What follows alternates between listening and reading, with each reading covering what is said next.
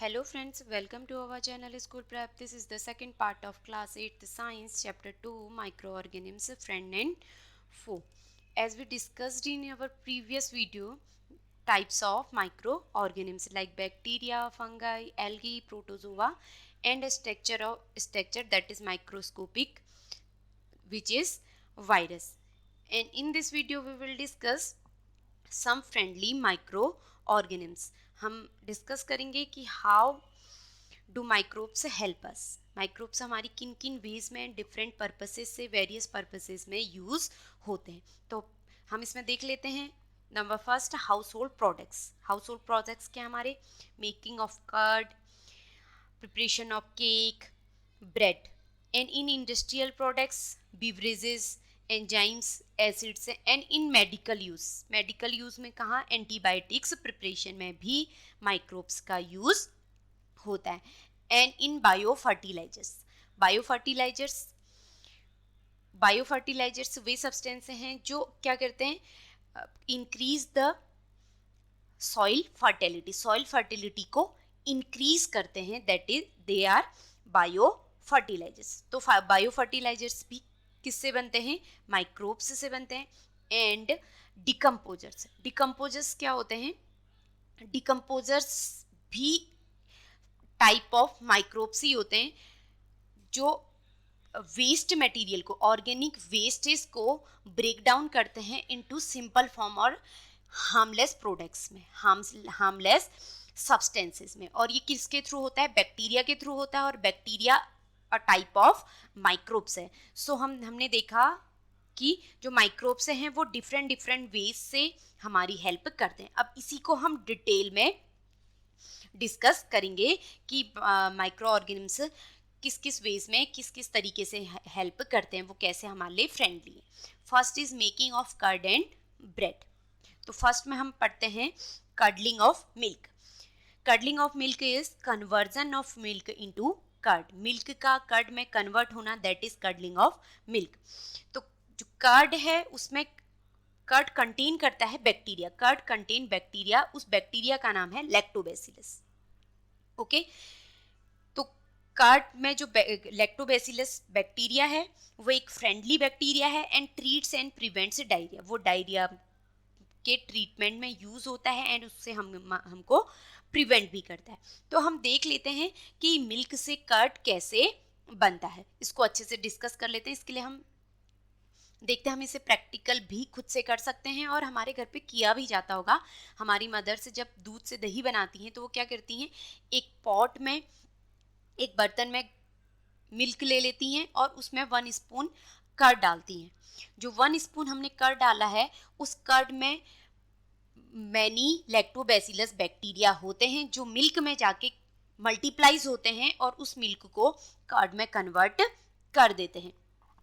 Lactobacillus bacteria है वो convert करता है शुगर को लैक्टिक एसिड में. तो मिल्क में जो शुगर पाया जाता है उसका नाम है लैक्टोज. तो lactobacillus bacteria converts lactose sugar into lactic acid. Acids का जो टेस्ट होता है वो सार टेस्ट होता है. इसीलिए जो हमारे कर्ड का टेस्ट होता है वो भी क्या होता है? हल्का सा सार होता है, खट्टा होता है. मिल्क में शुगर पाई जाती है इसलिए वो हल्का सा मीठा होता है, स्वीट टेस्ट का होता है. और जब उसको लैक्टोबैसिलस बैक्टीरिया उसे कर्ड में चेंज करता है, मींस उस शुगर को लैक्टिक एसिड में चेंज करता है, तो उसका टेस्ट हल्का सा सार हो जाता है. अब मैंने एक चीज़ और बोली कि जो लैक्टोबैसिलस है वो फ्रेंडली बैक्टीरिया है और वो ट्रीट करता है डायरिया को. इसीलिए कभी भी जब डायरिया होता है तो हमें दूध की स्टीड में, दूध के बिसाइड्स पे क्या बोला जाता है कि हमें कर्ड लेने को सजेस्ट किया जाता है कि हमें कर्ड लेना चाहिए. क्यों? क्योंकि जो कर्ड में बैक्टीरिया पाया जाता है वो डायरिया से के ट्रीटमेंट में और डायरिया से के प्रिवेंशन में यूज होता है. Now commercial use of microorganisms. Microorganisms are used for the large scale production of alcohol. Wine acetic acid, acetic acid को हम विनेगर भी बोलते हैं. तो माइक्रो ऑर्गेनिम से हैं, एक फर्मेंटेशन की प्रोसेस होती है, उसके थ्रू एल्कोहल का प्रोडक्शन होता है। तो फर्मेंटेशन की प्रोसेस कैसे होती है, इसके लिए हम एक एक्टिविटी को देख लेते हैं। हम एक बीकर में उस बीकर का 3/4 पार्ट वाटर से फिल करते हैं एंड उसमें 2 से 3 टीस्पून शुगर डिसॉल्व कर देते हैं। Add half of spoon of yeast powder to sugar solution. उस शुगर सॉल्यूशन में हाफ स्पून हम यीस्ट पाउडर डालते हैं। Yeast is a fungi and fungi are type of micro organisms. तो यीस्ट पाउडर डालते हैं और उसको कुछ टाइम के लिए हम कवर कर देते हैं, कवर वार्म प्लेसेस में। क्यों? क्योंकि जो फंगाई है वो कहाँ ग्रोथ होती है, उसकी वार्म एंड मॉइस्चर प्लेसेस में ग्रोथ होती है। और उनको 4 to 5 आवर्स हम उसे कवर करके रख देते हैं और थोड़ी देर बाद हम 4 to 5 आवर्स के बाद स्मेल करते हैं उस सॉल्यूशन को। तो जो स्मेल आती है, this is smell of alcohol. ये किसकी स्मेल है? एल्कोहल की। सो हम कह सकते हैं the process of conversion of sugar into alcohol is known as fermentation. तो जो शुगर सॉल्यूशन है, शुगर है, वो एल्कोहल में कन्वर्ट हो गया है। तो शुगर का एल्कोहल में कन्वर्ट होने की जो प्रोसेस है दैट इज कॉल्ड फर्मेंटेशन। और यही फर्मेंटेशन हमारे एल्कोहल के कमर्शियल प्रोडक्शन में यूज होती है। और फर्मेंटेशन में कौन हेल्प करता है? Yeast. Yeast is a fungi that is micro organisms. और इस पर्पस के लिए, एल्कोहल प्रोडक्शन के लिए, yeast is grown on natural sugars. जो यीस्ट है उसे कहाँ ग्रोन किया जाता है? नेचुरल शुगर से, जो नेचर में पाए जाते हैं। वो कौन कौन से हैं? नेचुरल शुगर कहाँ प्रेजेंट होते हैं? बार्ले में, वीट में, राइस में एंड क्रस्ड फ्रूट जूस। ये हमारे नेचुरल शुगर से हैं। इनमें यीस्ट को ग्रो किया जाता है और उससे फिर एल्कोहल प्रोडक्शन किया जाता है। एंड अब हम देख लेते हैं नेक्स्ट यूज, बेकिंग। यीस्ट का यूज बेकिंग में भी किया जाता है। यीस्ट क्या है? एक माइक्रो ऑर्गेनिम्स। और इसका यूज कहाँ किया जाता है? केक बेक करने में, ब्रेड बेक करने में, और आपके बिस्किट्स जो हम बेक करते हैं, तो बेकिंग में इसका यूज होता है। अब हम देख लेते हैं कि कैसे। इसका एक हम एक्टिविटी देख लेते हैं। ये देखिए, जो मैदा है, इस मैदा में अगर हम यीस्ट पाउडर मिलाते हैं, मैदे में क्या मिलाते हैं? हम यीस्ट पाउडर मिलाते हैं, तो जो मैदा होता है वो हल्का सा फूल जाता है, रेस हो जाता है। वो क्यों फूलता है? अब हम उसको समझ लेते हैं। जब हम मैदे में यीस्ट पाउडर मिलाते हैं तो जो यीस्ट होता है उसमें रेस्पिरेशन की प्रोसेस होती है। During respiration, process of respiration, yeast produce carbon dioxide. Carbon dioxide creates, carbon dioxide respiration के दौरान जो कार्बन डाइऑक्साइड प्रोड्यूस होती है वो CO2 गैस बबल्स क्रिएट करती है। किसमें? उस डो में। जो मैदा हमने बनाया है, मैदे का जो डो है, उसमें बबल्स क्रिएट करती है और बबल्स की वजह से जो बैटर है हमारा, ये डो है, वो क्या हो जाता है? फूल जाता है, रेस हो जाता है, जिससे जो हमारे केक्स बनते हैं या ब्रेड्स बनते हैं वो कैसे बनते हैं? फ्लफी बनते हैं। ओके, ऐसे ही कि मैदे में आपको केक बेक करना है और आपको क्या बेक करना है? ब्रेड बनाने हैं, तो उसमें यीस्ट का यूज किया जाता है जिससे वो अच्छे फ्लफी बन जाए। ओके, इसी में आते हैं इडली डोसा का बैटर। इडली डोसा बनाया जाता है, उसमें हमें यीस्ट की जरूरत नहीं पड़ती है, क्योंकि इडली डोसा बैटर बनाने के लिए एक बैक्टीरिया होता है, उसका नाम है लैक्टिक एसिड बैक्टीरिया। एक ऐसा बैक्टीरिया जो लैक्टिक एसिड प्रोड्यूस करता है। ओके, वो फर्मेंटेशन करता है, उसमें भी रेस्पिरेशन के दौरान, ड्यूरिंग रेस्पिरेशन, CO2 गैस निकलती है। ओके, तो वो फर्मेंटेशन करता है। इडली डोसा के बैटर में जब लैक्टिक एसिड बैक्टीरिया फर्मेंटेशन की प्रोसेस के दौरान क्या करता है? CO2 प्रोड्यूस करता है और लैक्टिक एसिड प्रोड्यूस करता है, तो कौन सी प्रोसेस होती है? फर्मेंटेशन की प्रोसेस होती है। फर्मेंटेशन बता दिया, एल्कोहल में बदलना, या फर्मेंटेशन की प्रोसेस में रेस्पिरेशन की वो प्रोसेस, रेस्पिरेशन की वो क्रिया जिसमें CO2 निकलती है एंड लैक्टिक एसिड बनता है, दैट इज, वो भी कौन सी प्रोसेस कहलाती है? फर्मेंटेशन प्रोसेस कहलाती है। तो इडली डोसा में हमें यीस्ट की जरूरत नहीं होती, उसमें जो लैक्टिक एसिड बैक्टीरिया है वो नेचुरली प्रेजेंट होता है। कौन सी दाल में? एक स्पेशल दाल है, स्पेसिफिक दाल है, उसका नाम है उड़द दाल। तो उड़द दाल की जो सीड्स होती है उसमें naturally lactic acid bacteria present होता है। तो इडली डोसा का जो बैटर बनाया जाता है वो किससे बनाया जाता है? उड़द दाल से बनाया जाता है। तो हम उसे कुछ समय के लिए अगर रख दें उस बैटर को, तो वो हल्का सा टेस्ट में सार हो जाता है और हल्का सा क्या हो जाता है? रेस हो जाता है, फूल जाता है। क्यों? क्योंकि जो बैक्टीरिया है वो फर्मेंटेशन की प्रोसेस के दौरान CO2 गैस प्रोड्यूस होती है, वो उसको उसमें बबल्स बनाती है और उसको रेस कर देती है, जिससे वो फ्लफी बनते हैं। और लैक्टिक एसिड भी प्रोड्यूस होता है, और लैक्टिक एसिड आपके इडली डोसा का जो बैटर है उसके टेस्ट को कैसा बना देता है, हल्का सा सार टेस्ट बना देता है। इसीलिए बैटर को बहुत ज़्यादा लंबे टाइम तक भी नहीं रखना चाहिए, क्योंकि उसका टेस्ट भी बहुत ज़्यादा, जितना ज़्यादा लैक्टिक एसिड बनेगा उतना ज़्यादा वो खट्टा होते जाएगा। ओके, द नेक्स्ट इज, अब हम इसको देख लेते हैं। हमने फर्मेंटेशन पढ़ लिया, तो हम देखते हैं कि जो फर्मेंटेशन है उस प्रोसेस को उसे डिस्कवर किसने किया था, लुईस पास्चर ने इन 1857। In next, medical use of micro organism. Micro organism का मेडिकल यूज, मेडिकल्स में कहाँ कहाँ यूज होते हैं, तो इसका फर्स्ट एग्जांपल है एंटीबायोटिक। एंटीबायोटिक्स क्या है, अ सब्सटेंस विच किल्स और stop the growth of bacteria is called antibiotic. Antibiotic एक ऐसे सब्सटेंस है, ऐसे केमिकल सब्सटेंस है जो बैक्टीरिया की ग्रोथ को या तो रोक देते हैं या उसे कंप्लीटली किल कर देते हैं, कंप्लीटली रिमूव कर देते हैं।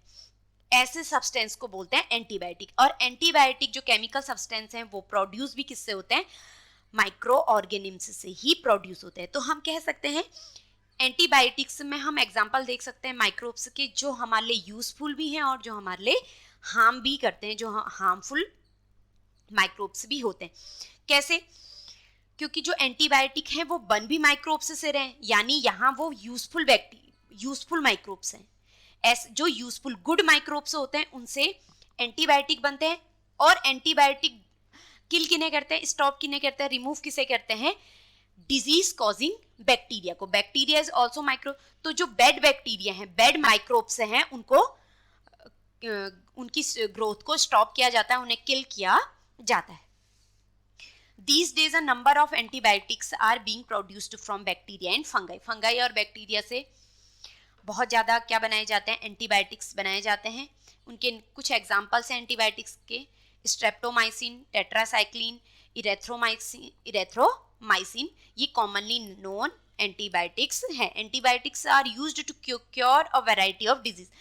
एंटीबायोटिक्स वैरायटी ऑफ डिजीज को क्योर करने में यूज किया जाता है, और एंटीबायोटिक्स केवल उन डिजीज को क्योर करता है, उनमें यूज किया जाता है जो बैक्टीरिया से होती हैं, बैक्टीरिया कॉजिंग डिजीज। किसी भी वायरस कॉजिंग डिजीज में एंटीबायोटिक्स का यूज नहीं किया जाता है।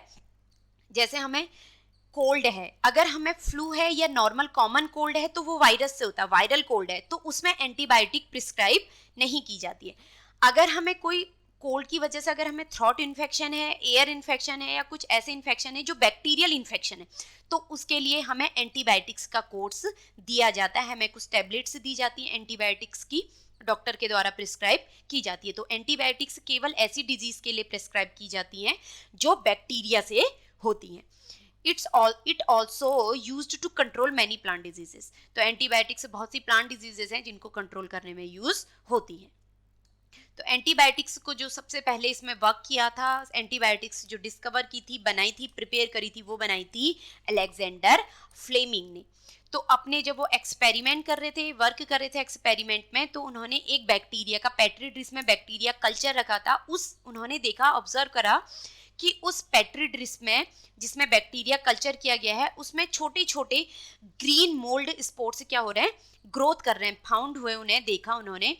और उन्होंने देखा कि इस मोल्ड की, इस ग्रीन मोल्ड, जो ग्रीन मोल्ड है वो एक फंगाई था, उस फंगाई की प्रेजेंट में जो बैक्टीरिया है उसकी ग्रोथ प्रिवेंट हो गई है, रुक गई है। और इनफैक्ट इस मोल्ड ने बहुत सारे बैक्टीरियाज को किल भी कर दिया था। तो उससे उन्होंने ऑब्जर्व किया, ये सॉल्यूशन निकाला कि जो मोल्ड है, जो फंगाई है, ये माइक्रोब है, वो बैक्टीरिया की ग्रोथ को प्रिवेंट करता है।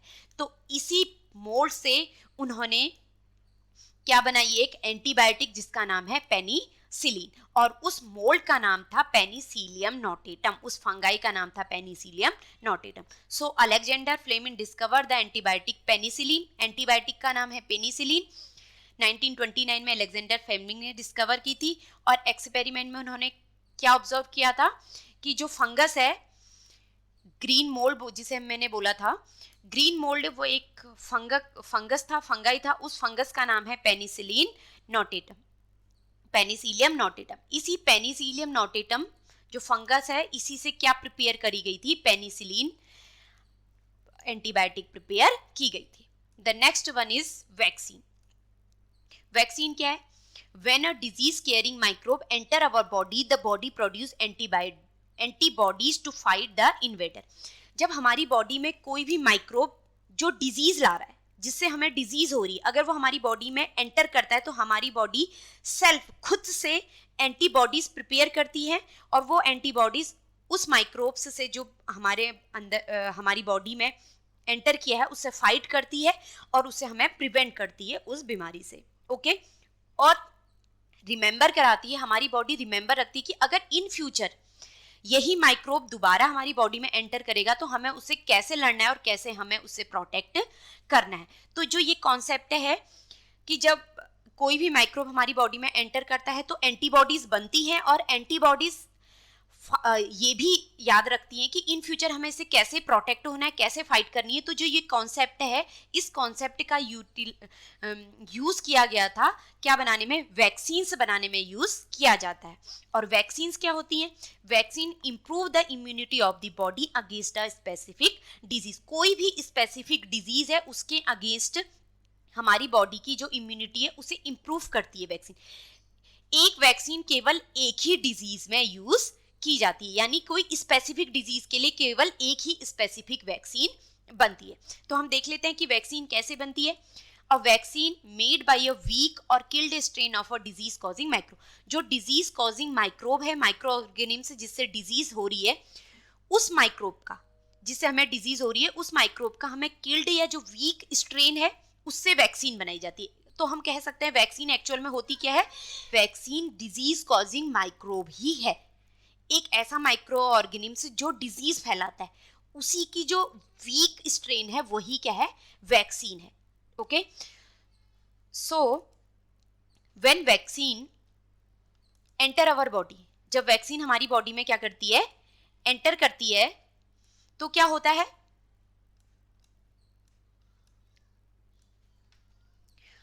सो इफ डेड और वीकेंड माइक्रोब, डेड और वीकेंड माइक्रोब से ही क्या बनी है? वैक्सीन बनी है। तो जब इस वैक्सीन को हमारी बॉडी में एंटर किया जाता है, इंजेक्ट किया जाता है, हमारी बॉडी में डाला जाता है, तो जो हेल्दी बॉडी में डाला जाता है तो हमारी बॉडी खुद से क्या करती है? इसके अगेंस्ट एंटीबॉडीज प्रिपेयर करती है, बनाती है, प्रोड्यूस करती है। ओके, और वो एंटीबॉडीज हमारी बॉडी में रिमेन रहती है, antibodies remain in our body. Thus the body learns and remember how to fight with the microbes in future. Microbes हमारी बॉडी में एंटर कर गया, वैक्सीन माइक्रोब ही तो है, वैक्सीन भी एक टाइप की क्या है? माइक्रोब है। उसके अगेंस्ट क्या बन चुकी है? एंटीबॉडीज बन चुकी है। तो हमारी बॉडी याद रखती है, रिमेंबर करके रखती है कि अगर इन फ्यूचर जो माइक्रोब हमारी बॉडी में एंटर किया है, वैक्सीन कराया है, अगर कोई दूसरी डिजीज कॉजिंग वही माइक्रोब हमारी बॉडी में इन फ्यूचर एंटर करता है, thus the body learns and remembers how to fight with the microbes in future. So vaccine के थ्रू जो हमारी बॉडी में माइक्रोब्स गया था उसके अगेंस्ट क्या बन चुकी हैं? एंटीबॉडीज बन चुकी है। अगर इन फ्यूचर वही माइक्रोब्स हमारी बॉडी में एंटर करता है और डिजीज फैलाता है, तो जो हमारी बॉडी में पहले से बनी हुई एंटीबॉडीज हैं वो उसके अगेंस्ट फाइट करती हैं और उससे हमें, उस बीमारी से हमें प्रोटेक्ट करती हैं। ठीक है, तो हम कह सकते हैं कि हमारी बॉडी रिमेंबर रखती है कि कैसे हमें उसे फाइट करना है, and we are protected from disease causing microbes forever. और हमेशा के लिए हम उस डिजीज कॉजिंग माइक्रोब्स से क्या रह जाते हैं? प्रोटेक्टेड रहते हैं। इसीलिए वैक्सीनेशन कराया जाता है। हमने देखा है कि छोटे छोटे बच्चों को टीबी का, वुफिंग कफ का या हेपेटाइटिस बी, बड़ों को भी क्या लगती है? वैक्सीन लगती है। वो वैक्सीन इसीलिए लगी जाती है ताकि फ्यूचर में अगर वही बीमारी का माइक्रोब हमारी बॉडी में एंटर करता है तो हमारी बॉडी उससे फाइट करने के लिए पहले से प्रिपेयर रहे।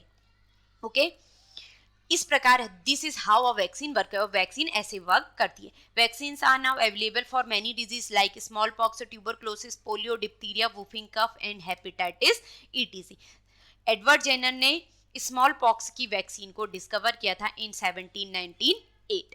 अब हम देख लेते हैं, हमने नाम सुना होगा एक बीमारी का, एक डिजीज का, पोलियो। ओके, तो हम उसके बारे में डिस्कस कर लेते हैं थोड़ा सा।